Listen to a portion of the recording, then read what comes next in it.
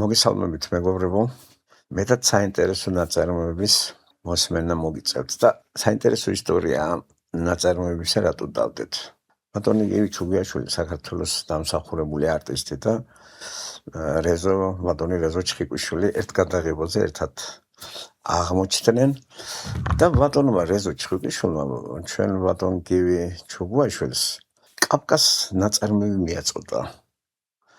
თუ გაქვთ წაკითხულია და დაინტერესო ბატონმა გივიმ გადმოწერა და მე წაიკითხა. შემდგომ ჩვენთან შეხვედრის დროს ბატონმა გივიმ მითხრა რომ ეს ნაწარმოებიო თუ გაქვთ წაკითხული გაცნობილია და როგორ არა ბატონმა გივიმ მეთქი და საინტერესო იქნება მეთქი გამიჩნდა იდეა რომ ბატონ გივის ეს წაიკითხა და ჩაეწერა და ქართველი კითხველი მსმენელებისათვის გაეცნო თავისი ხმით ამ ნაწარმოების და მისეული ვარიანტი წაკითხული.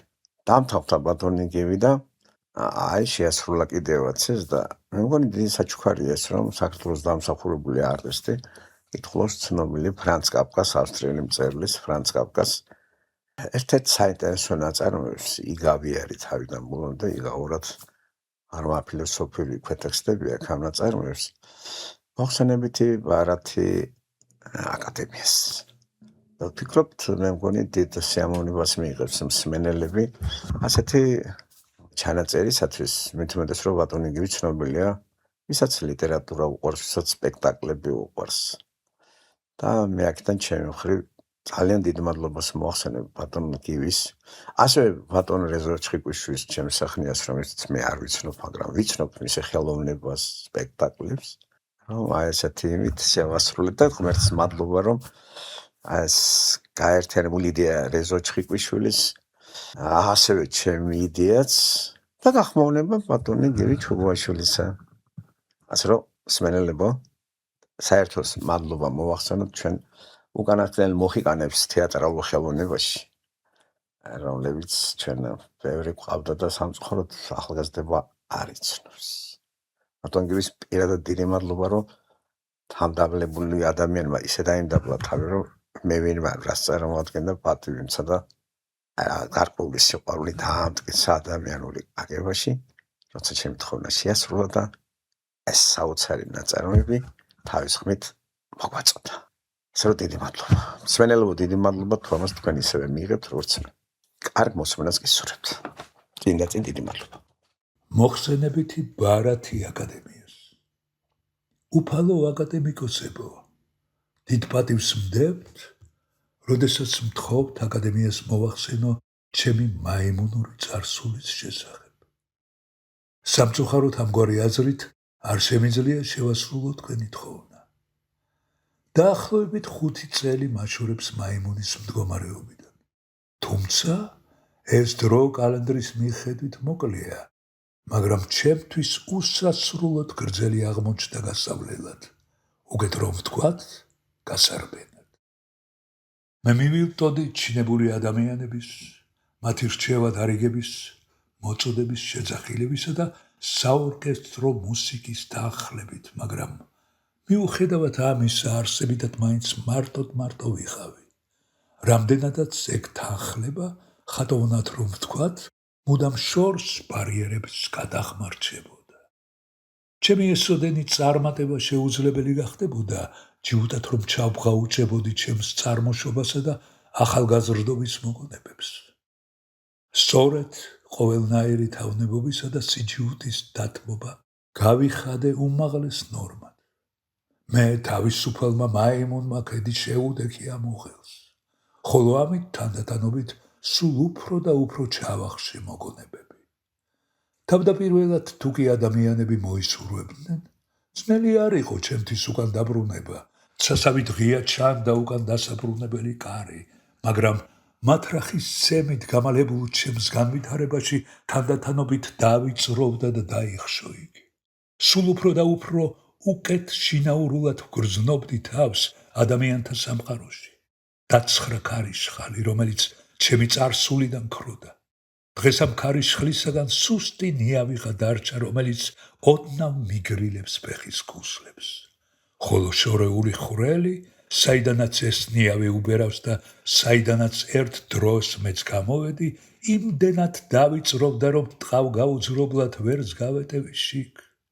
უკან დაბრუნების საკმაოდ ძალა და სურვილი კიდევაც რომ აღმოჩნდეს. გულახდილად მოგახსენებთ ჩემთვის ჩვეული ხატოვანებით, მაგრამ სავსებით გულახდილად. თქვენი მაიმუნური წარსული რამდენადაც ამის მსგავსი რამ თქვენს ზურგს უკან დგას, არ შეიძლება თქვენთვის უფრო შორეული იყოს, ვიდრე ჩემი წარსულია ჩემთვის. ხოლო ეს მაიმუნური წარმოშობა ყველას უღიტინებს ფეხის ქუსლზე, ვინც კი მიწაზე დაიარება, როგორც პატარა შიმპანზეს, ასევე დიდებულ აქილევს. მიუხედავად ყოველივე ამისა, თუმცა ფრიად შეზღუდული აზრით, მაინც შემიძლია ვუპასუხო თქვენს შეკითხვას და ამას დიდი სიამოვნებითაც მოვიმოქმედებ. პირველი, რაც მე ვისწავლე, ეს იყო ხელის ჩამორთმევა. ხელის ჩამორთმევა გულწრფელობას ნიშნავს. მე მინდა დღეს, როცა ჩემი კარიერის უმაღლეს მწვერვალზე ვიმყოფები, იმ პირველ ხელის ჩამორთმევას გულწრფელი სიტყვაც მივაშველო. ეს სიტყვა არაფერს შეცვლის აკადემიისათვის არსებითად ახალს და დიდად ჩამორჩება იმას, რასაც ჩემგან მოითხოვენ და რის თქმასაც, რაც უნდა მოვინდომო, მაინც ვერ შევძლებ. იგი მხოლოდ იმ მიმართულებას უჩვენებს, რომლითაც ყოფილი მაიმუნი ადამიანთა სამყაროში შეიჭრა და იქ დამკვიდრდა. მე ვერ გავბედავდი მომეხსენებინა თქვენთვის ყოველი წვრილმანი და უმნიშვნელო დეტალი. როგორც ამას ახლა ვაპირებ, სავსებით დარწმუნებული რომ არ ვიყო ჩემი მდგომარეობის სიმტკიცეში. და ჩემი ადგილი შეურყევლად გარანტირებული რომ არ მქონდეს ცივილიზებული სამყაროს ვარიეტეების სცენებზე. მე წარმოშობით ოქროს ნაპირიდან ვარ. ჩემი შეპყრობის ამბავი სხვებისგან შევიტყვე. ეს ასე მომხდარა. ჰეგენბეკის ფირმის მონადირეთა ექსპედიცია, სხვათა შორის ამ ექსპედიციის ხელმძღვანელთან ერთად შემდეგ არაერთი ბოთლი წითელი ღვინო დავცალე. ჩასაფრებულიყო სანაპირო ბუჩქნარში, როცა მე საღამოთი მაიმუნების ჯოგთან ერთად წყლის დასალევად მივიჩქაროდი. ჩვენ გვესროლეს. ტყვია მარტო მე მომხვდა, თანაც 2 ადგილას დავიჭერი. ერთი ტყვია ლოყაში მომხვდა. ჭრილობა მსუბუქი აღმოჩნდა, თუმცა მან საკმაოდ დიდი მოტიტულებული წითელი ნაჭრილობები დამტოვა. რის წყალობითაც ჩემთვის ფრიად საძულველი, სრულიად შეუფერებელი, ჭეშმარიტად მაიმუნის მიერ შეთხსული სახელი წითელი პეტერი შემარქვეს. თითქოს მე მხოლოდ ამ წითელი ნაჭრილობებით განსხვავდებოდი აქა-იქ ცნობილი გაწვრთნილი მაიმუნის პეტერისაგან, რომელიც ამას წინათ მოკვდა, მაგრამ ეს სხვათა შორის მოგახსენეთ.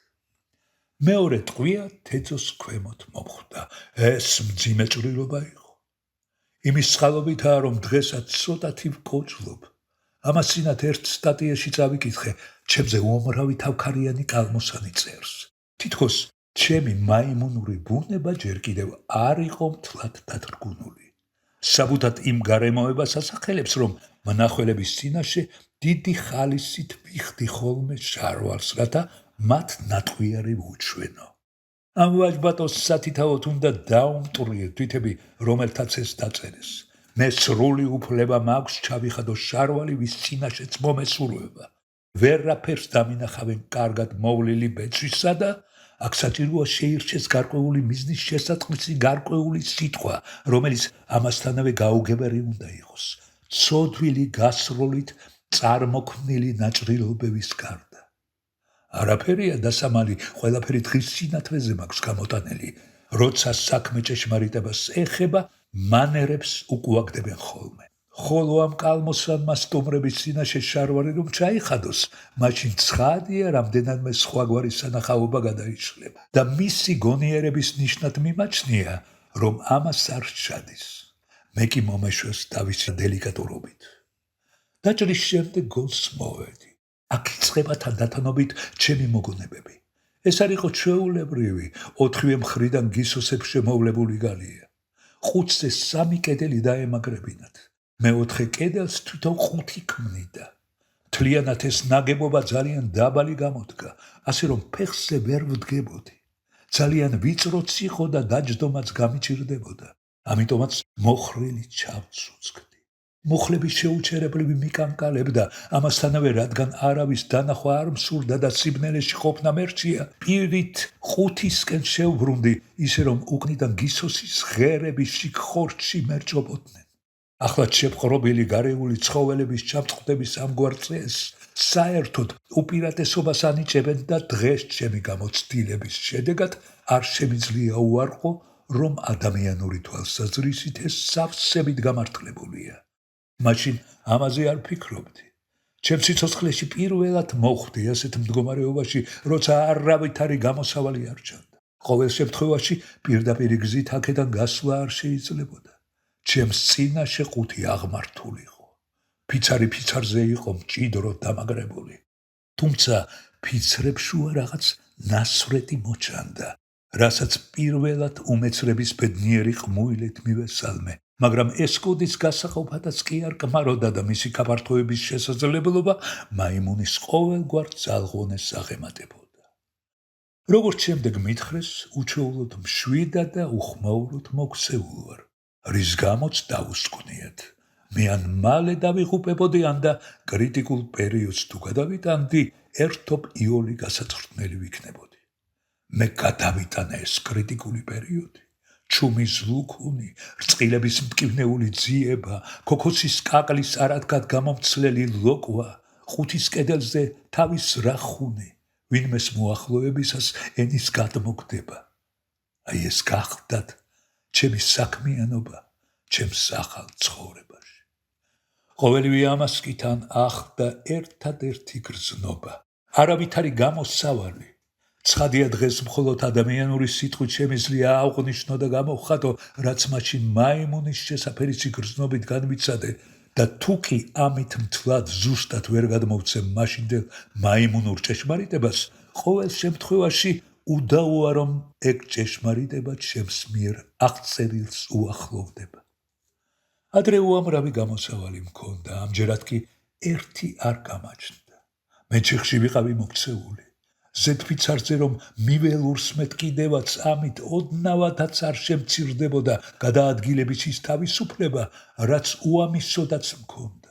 ეს კიდევ არაფერი, ფეხის თითებს შუამცლად რომ დამეკლიჯა ხორცი, ან თუნდაც ისე მივწოლილიყავი უკან გისოსის რკინას, რომ ლამის შუა გავხლეჩილიყავ, ვერავითარ საყრდენს ვერ ვიპოვიდი. მე არ გამაჩნდა არავითარი გამოსავალი. მაგრამ როგორმე უნდა მომეპოვებინა, თუ კი სიცოცხლე მინდოდა, როგორ შემეძლო სულ მუდამ ამ ყუთის კედელთან ჩაწუწკული ყოფნა, ასე ხომ სული ამომხდებოდა. მაგრამ ჰანგებეკის ფირმაში ასეა მიღებული. მაიმუნი ყუთის კედელთან უნდა იდგეს. სწორედ ამის შეგნებით დავასრულე ჩემი მაიმუნობა. ეს არის აზრთა მშვენიერი წყობა, რომელიც როგორღაც მუცლით მოვიაზრე. რადგან მაიმუნები მუცლით აზროვნებენ ხოლმე. შიშობ სწორად ვერ გამიგებენ, თუ რას ვგულისხმობ, როცა გამოსავალს ვამბობ. ამ სიტყვას ვიყენებ სავსებით ჩვეულებრივი და სრული აზრით. გამგებ არ ვამბობ თავისუფლებას. მე არ ვგულისხმობ ყოველ შემთხვევისათვის თავისუფლების დიდ გრძნობას. როგორც მაიმუნი შესაძლოა ვიცნობდი კიდეც თავისუფლებას. ხოლო შემდეგ ადამიანები გავიცანი, რომლებიც მასზე ოცნებობდნენ, მაგრამ ჩემ და თავად არც მაშინ მსურდა და არც ახლა მსურს თავისუფლება. სხვათა შორის უნდა ითქვას, ადამიანები თავისუფლებით ძალზე ხშირად იტყუებენ ხოლმე თავს და როგორც თავად თავისუფლება, ისევე ეგ თავის მოტყუებაც უზენაეს გრძნობად მიაჩნიათ. ხშირად მინახავს ვარიეტეში ჩემი გამოსვლის წინ მსახიობთა წყვილის მუშაობა მაღლა ტრაპეციაზე. ისინი ქანაობდნენ, ირწეოდნენ, დაეკიდებოდნენ ხოლმე ერთმანეთს მკლავებზე, ერთი მეორეს კბილებით დაატარებდა. ესეც ადამიანური თავისუფლება, ფიქრობდი მე, დიდებული მოძრაობა. წმინდა ბუნების ირონია, ვერავითარი მტკიცე ნაგებობა ვერ გააუძლებდა და უეჭველად დაინგრეოდა ამ სურათის ჩემხურე მაიმუნთა მოდგმის ხარხარისაგან. არა, მე არ მივესწრაფოდი თავისუფლებას. მე მხოლოდ გამოსავალს ვეძებდი მარჯვნივ, მარცხნივ, საითაც არ უნდა ყოფილიყო. მე არ ვაყენებდი არავითარ სხვა მოთხოვნას, თუნდაც ეგ გამოსავალი მხოლოდ ილუზია ყოფილიყო. ჩემი მოთხოვნა მცირე გახლდათ და არც შესატყვისი ილუზია იქნებოდა უფრო დიდი, ოღონდ დავიძრა ადგილიდან, ოღონდ არ ვიდგი ასე ხელებ აწვდილი და ყუთის კედელზე მიკრული. დღეს ნათლად ვხედავ, რომ უდიდესი შინაგანი სიმშვიდის გარეშე ვერასოდეს ვერ დავაღწევდი თავს ამ მდგომარეობას.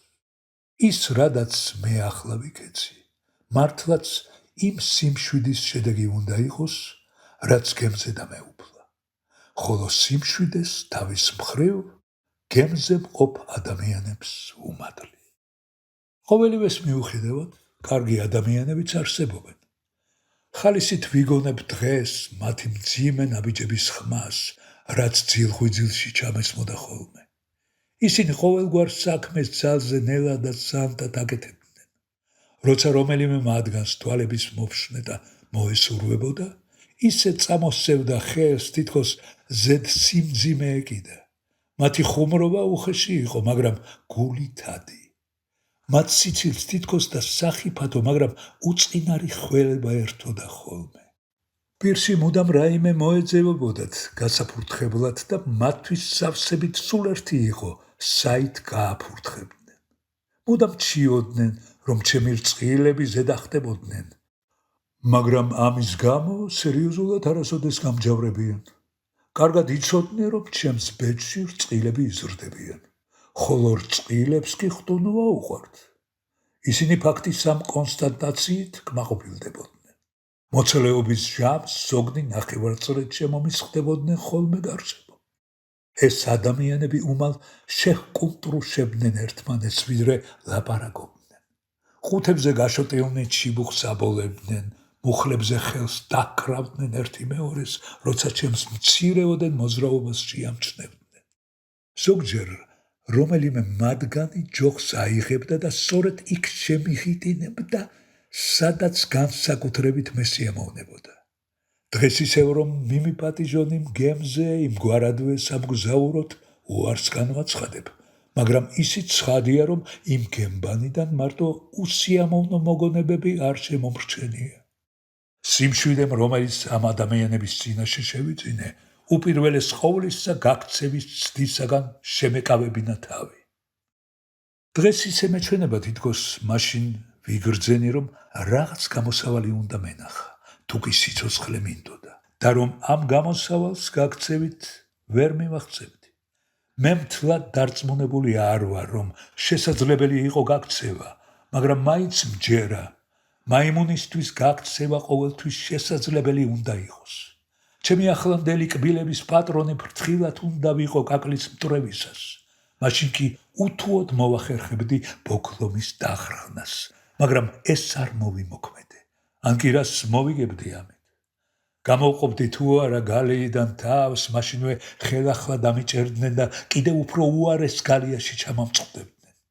ანდა თუ სხვა მხეცებთან როგორც არიან, მაგალითად, გიგანტური გველები მათი მოხვევისას სული ამომწრებოდა. ანუ ვთქვათ, გემბანიდან ბაქანზე გადამცვრალიყავი და იქიდან წყალში გადამხვდარიყავი. მაშინ ერთხანს ოკეანის ტალღებზე ქანაობა და მერე შიგ დახრჩობა მელოდა. მაშასადამე ყოველივე ეს ფუჭი იყო. მაშინ თლად ასე ადამიანურად არ ვანგარიშობდი, მაგრამ ჩემი გარემოცვის წყალობით ისე ვიქცეოდი, თითქოს ასე ნაანგარიშები მქონდეს. არ ვანგარიშობდი, მაგრამ ყველაფერს კი ვაკვირდებოდი სრული სიმშვიდით. უცქეროდი ამ ადამიანებს, წინ და უკარო დადიოდნენ, მათ მუდამ მსგავს სახეებს, მსგავს მოძრაობებს. ხშირად მეჩვენებოდა, რომ ერთ ადამიანს ვუცქეროდი და არა სხვადასხვას. ეს ადამიანი ან და ადამიანები მიდიოდდნენ სრულიად აღუშფოთებლად და სწორედ მაშინ შევიგნე ჩემი მაღალი მიზანი. არავინ დამპირებია, რომ თუ კი მათი მსგავსი შევიქმნებოდი, კარს გამიღებდნენ. ამგვარ დაპირებას არავინ იძლევა, ხოლო შესატყვისი პირობის შესრულების შემდეგ დაპირებას აღმოვაჩენთ ხოლმე იქაც, სადაც ადრე ვერ ავხედავდით. ამ ადამიანებს მაინც და მაინც არაფერი ჰქონდათ ჩემთვის მიმზიდველი და მაცდუნებელი. მე რომ ხსენებული თავისუფლების მიმდევარი ყოფილიყავი, უთუოდ ოკეანეში დაღუპას ვამჯობინებდი იმ გამოსავალს, რაც მათ მჭმუნვარე მზერაში გამოშვიოდა. ყოველ შემთხვევაში ბევრად უფრო ადრე დაუწყე მათ დაკვირვება. გადაფურთხება პირველ დღეებშივე შევწელი. ჩვენ ვაფურთხებდით ერთმანეთს სახეში. განსხვავება მხოლოდ ის იყო, რომ მე ამის შემდეგ ლოკვით ვიწმენდი სახეს, ისინი კი არა. მალე ჩიბუხსაც ვეწევოდი ძველი მწეველივით და თუ წევის დროს ჩიბუხის თავს ცერი დავაწვევოდი, მთელი გემბანი ერთ ბაშად მოიხენდა, მაგრამ ცარიელ და გაყენილ ჩიბუხს შორის განსხვავებას ვერ ვხედავდი. ყველაზე დიდ გასაჭირში არყის ბოთლმა ჩამაგდო. საშინლად მტანჯავდა მისი სუნი.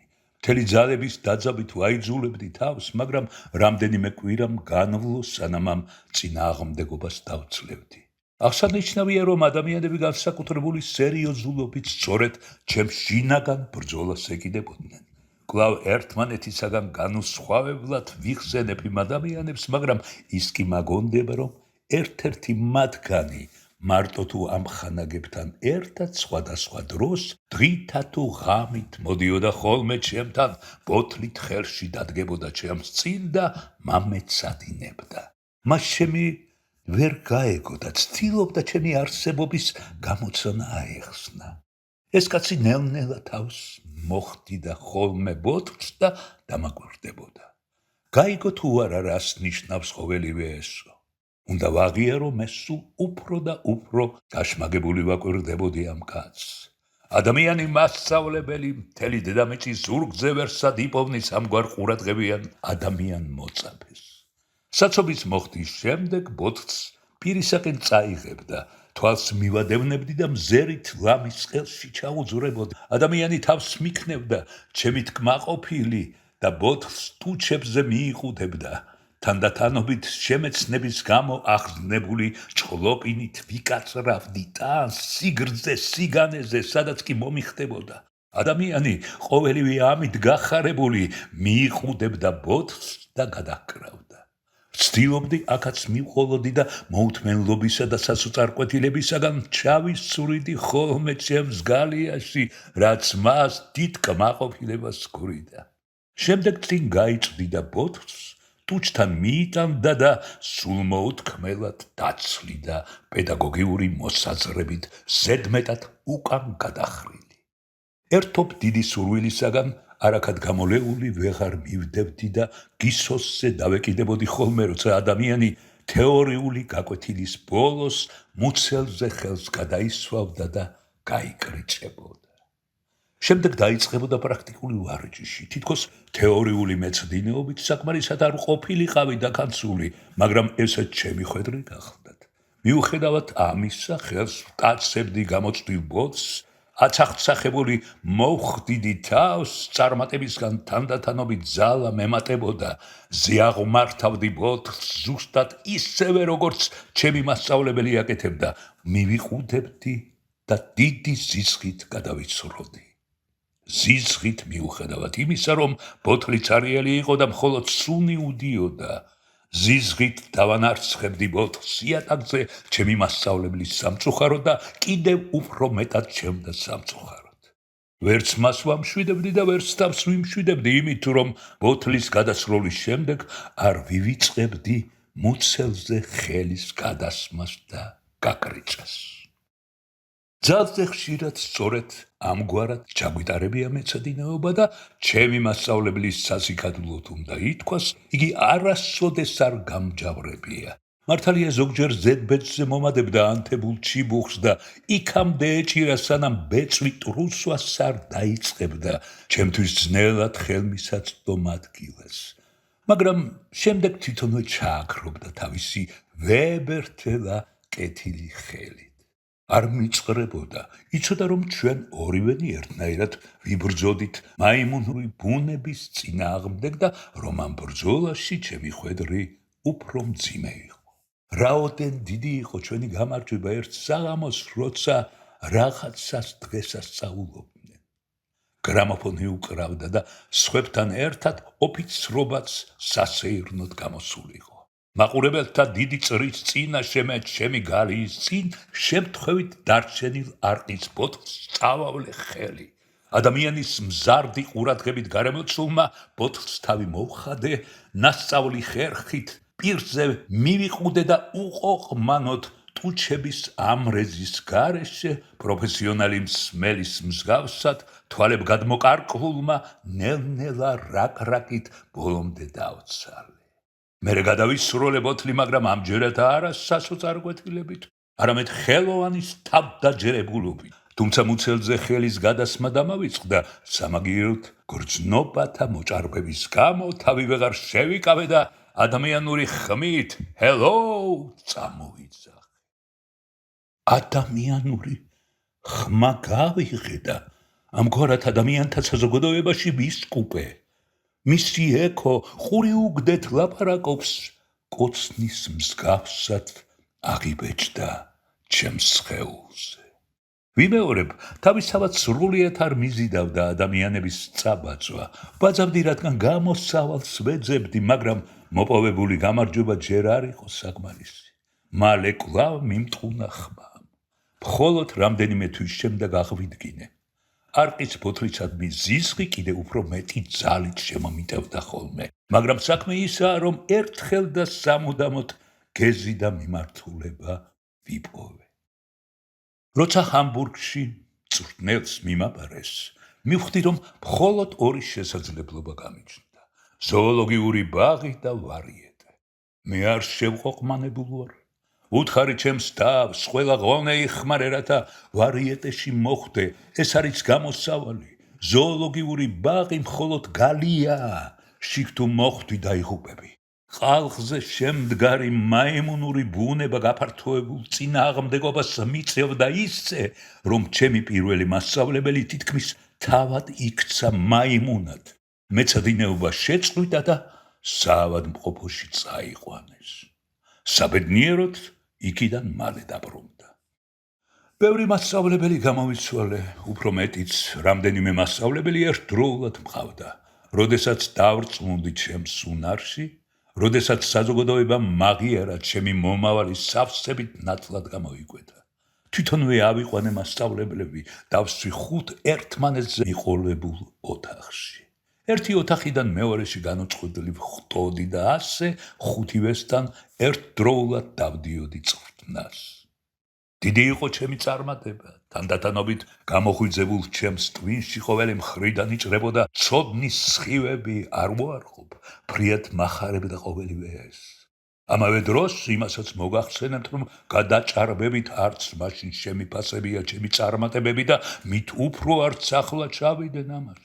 დიდი მონდომების წყალობით, რომლის მსგავსი შემდგომ მთელს დედამიწაზე აღარ განმეორებულა, მივახციე ევროპელი კაცის განათლების საშუალო დონეს. ეს იქნებ თავისთავად იმდენი არაფერია, მაგრამ ჩემთვის ბევრს ნიშნავდა. რამდენადაც მე მისი საშუალებით ეგ განსაკუთრებული გამოსავალი, ადამიანური გამოსავალი მოვიპოვე და გალიას თავი დავაღწიე. არსებობს შესანიშნავი გერმანული გამოთქმა: ბუჩქებში მიმალვა. მე სწორედ ეს მოვიმოქმედე. ბუჩქებში მივიმალე. ესე იგი ხიფაც განვერიდე. სხვა გზა არ მქონდა, რადგან თავისუფლების არჩევანი არც მდგარა ჩემს წინაშე. თვალს რომ გადავავლებ ჩემს განვითარებას და ჩემს აქამომდელ მიზანს, არც არაფერს ვუჩივი და არც მაინც და მაინც კმაყოფილი ვარ. ხელები შაროლის ჯიბეებში მიწვია. მაგიდაზე ღვინის ბოთლი მიდგას. წამოწოლილი ვარ სარწეველ და სავარძელზე და როდესაც ჩემთან მოდიან სტუმრად, როგორც წესი და რიგია ისე ხვდები. იმპრესარიო წინა ოთახში მიზის. ზარს დავრეკავ და მაშინვე ჩემთან შემოვა, რათა მომისმინოს. საღამოობით თითქმის ყოველთვის წარმოდგენაზე ვარ, სადაც უნდა ითქვას, უკვე აღარ მატულობს ჩემი წარმატება. როდესაც გვიან ღამით რომელიღაც ბანკეტიდან თუ მეცნიერული საზოგადოებიდან, ან და შინაურული მყუდრო თავყრილობიდან შივბრუნდები, იქ მელოდება გაწრთნილი დედალი შიმპანზე. რომელთანაც მე მაიმუნურ ყაიდაზე სიტყვოებას ვეძლევი ხოლმე. დღისით გავურბი მის დანახვას, რადგან დაბნეული გაწყრთმილი ცხოველის მზერა აქვს. ამას მხოლოდ მე ვამჩნევ და არ შემიძლია ავიტანო. საერთოდ უნდა მივახციო იმას, რისი მიღწევაც მინდოდა. არავინ იფიქროს, რომ ყოველივე ეს არ ღირდა ოფლის ყურად. კაცმა რომ თქვას, არც საჭიროებ ადამიანთა შეფასებას და განაჩენს. მე მხოლოდ ცოდნის გავრცელება მსურს. თქვენს უფალო აკადემიკოსებო, მხოლოდ მოგახსენეთ და ცნობები მოგაწოდეთ. გმადლობთ ყურადღებისათვის.